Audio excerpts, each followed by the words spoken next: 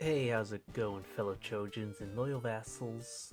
I am here to show you a character from the Kinnikuman series, and another in my opinion, but then again I am biased towards this line of the SH Kinnikuman line, Ashuraman, who is based solely on appearance off the Indian mythical lore. I don't know the exact words, but in that religion of Ashura. But this is Ashuraman.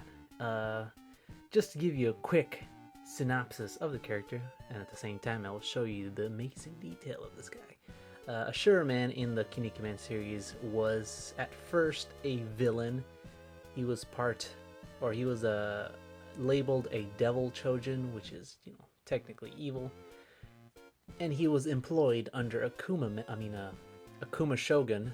That was his superior during the Golden Mask arc, where each Devil Knight, and I believe there were about 6 or 7 Devil Knights, and Ashuraman was one of them. He had a golden mask, and the main characters were supposed to try and find the right golden mask, and all that jazz.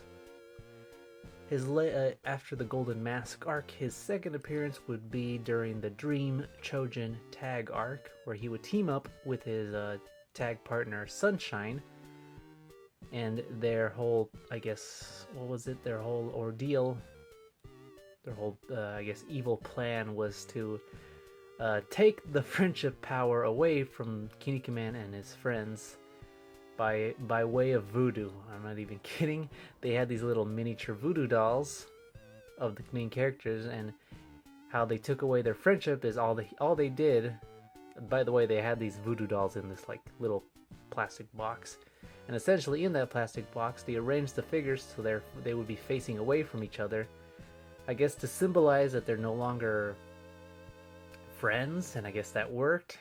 It's best not to question the logic in the Kinnikuman manga series or anime series, because it tends to not make sense.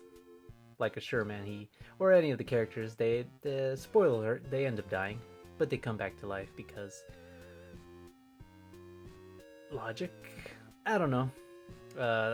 In case you didn't know, this is pretty much all the SH figuarts. Kinnikuman figures are based on their appearance in the anime, and typically I go for the manga variants, or if I had a choice, I'd prefer the manga color variants.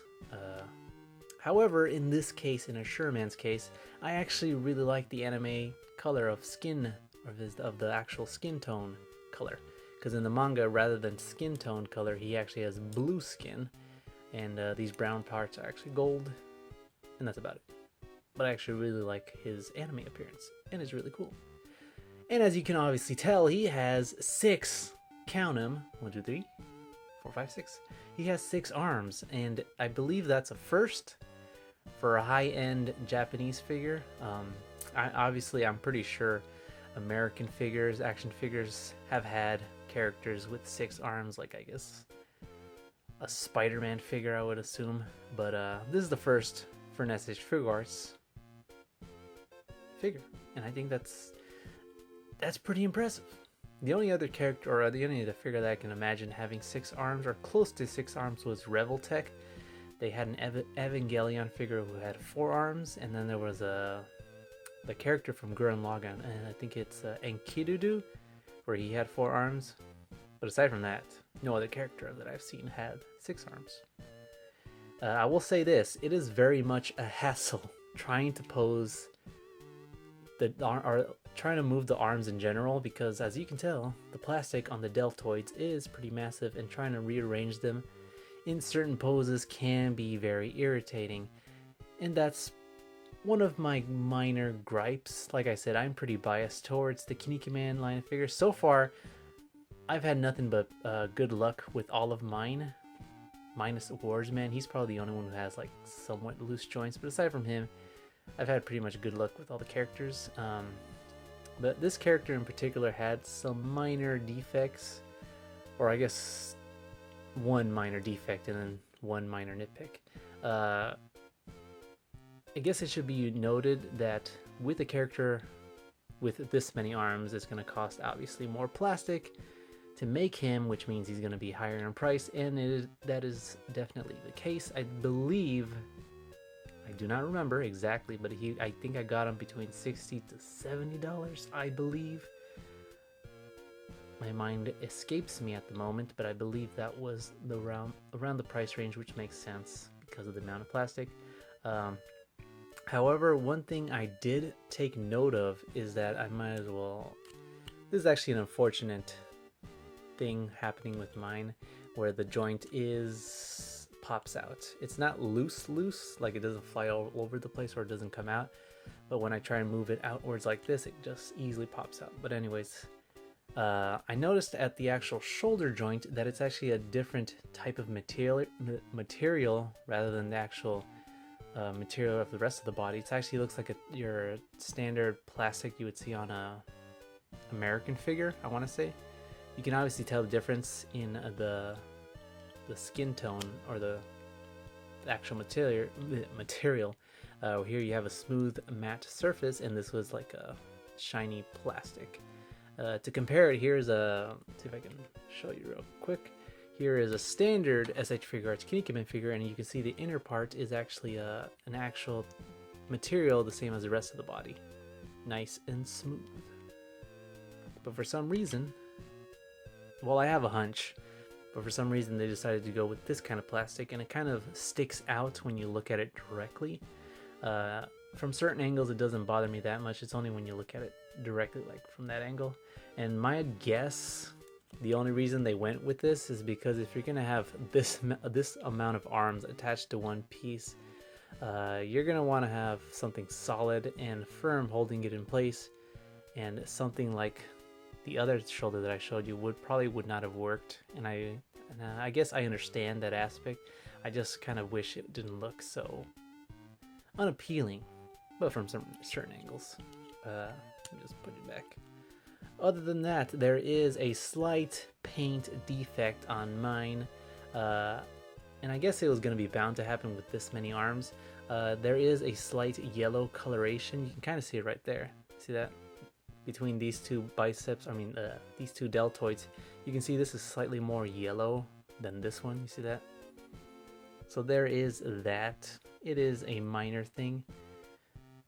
But in the grand scheme of things, it does kind of bother me because it's only that one deltoid that's that color, and the rest is everything else is normal. So it's kind of bothersome.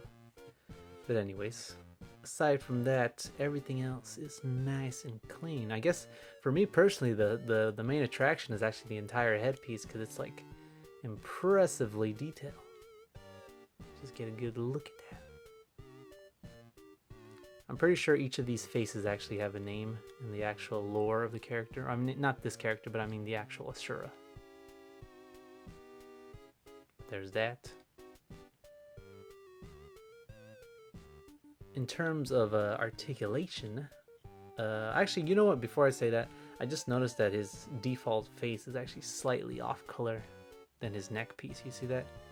It's very slight, but that's not as a big a deal as this thing. As far as articulation goes, if you've seen any of the Figuarts Kinnikuman figures, then you're gonna expect the same thing. But like I said, this whole thing is a little cumbersome to pose. But one of the actual neat things, I might as well say this now, is that as you can I already showed you, that you can actually swap out his heads like this.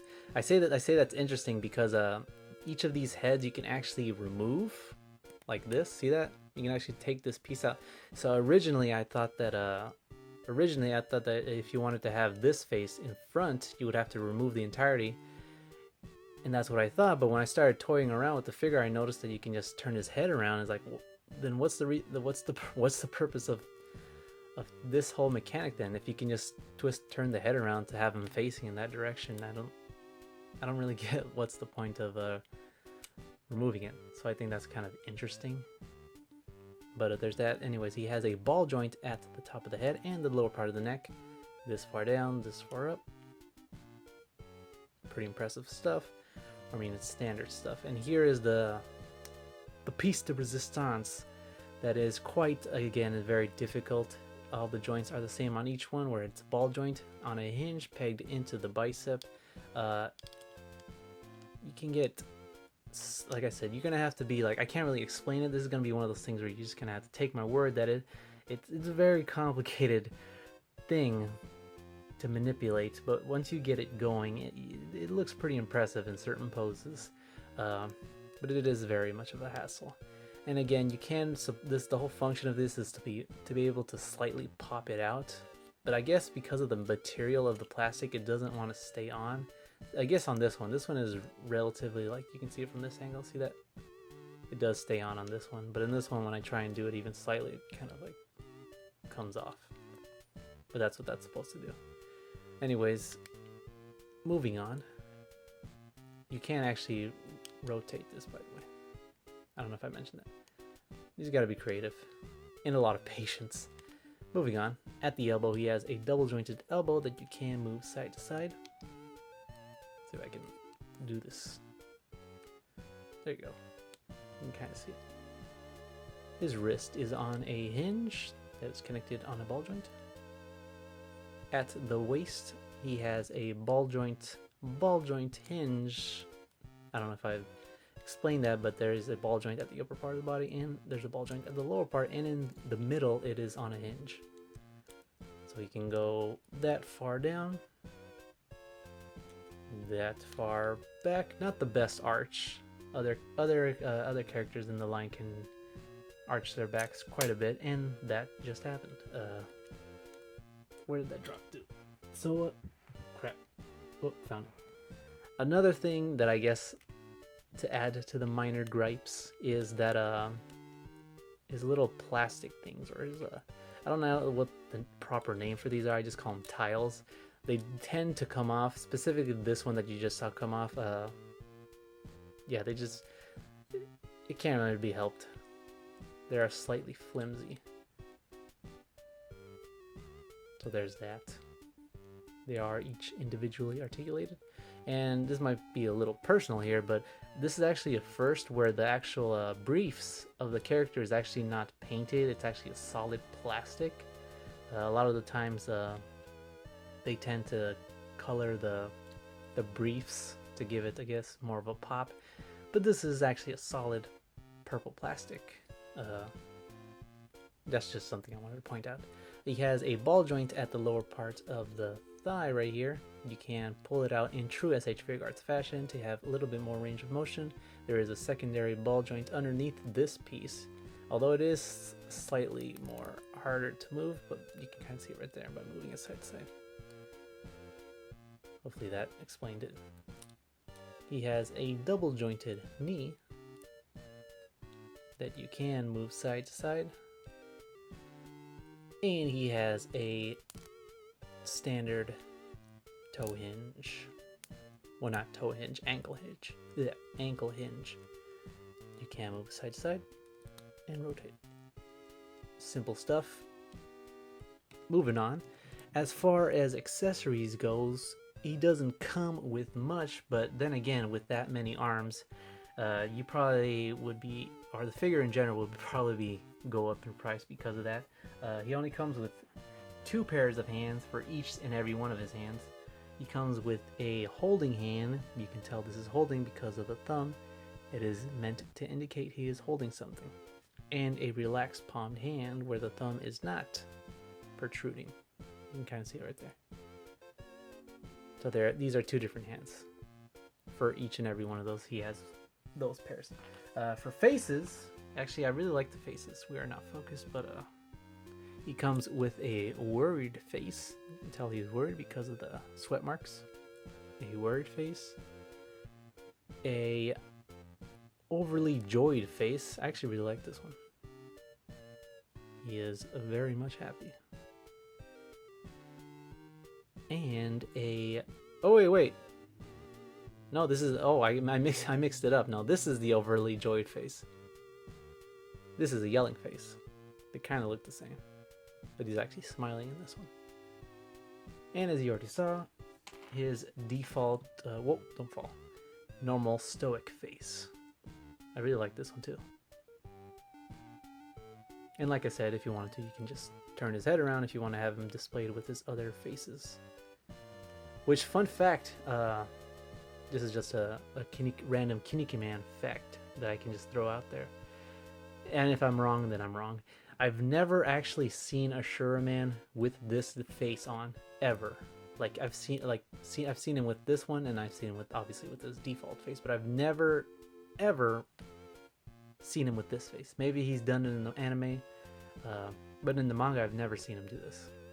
Keep in mind that I've only read up to the Kinnikuman Scramble for the Throne arc, and it is to my knowledge that the series is actually still continuing, but in Japan only, in the form of manga. And it's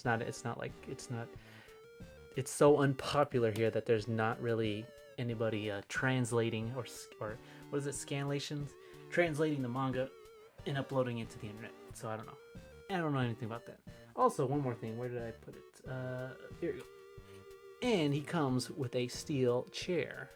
And if you know your Kinnikuman lore, or no, that's not the word I want to say. If you know your Kinnikuman facts, this is one of the chairs during the Scramble of the Throne arc, where Ashuraman teamed up with the Ninja, Buffalo Man, Kinnikuman Soldier, and Brocken Jr.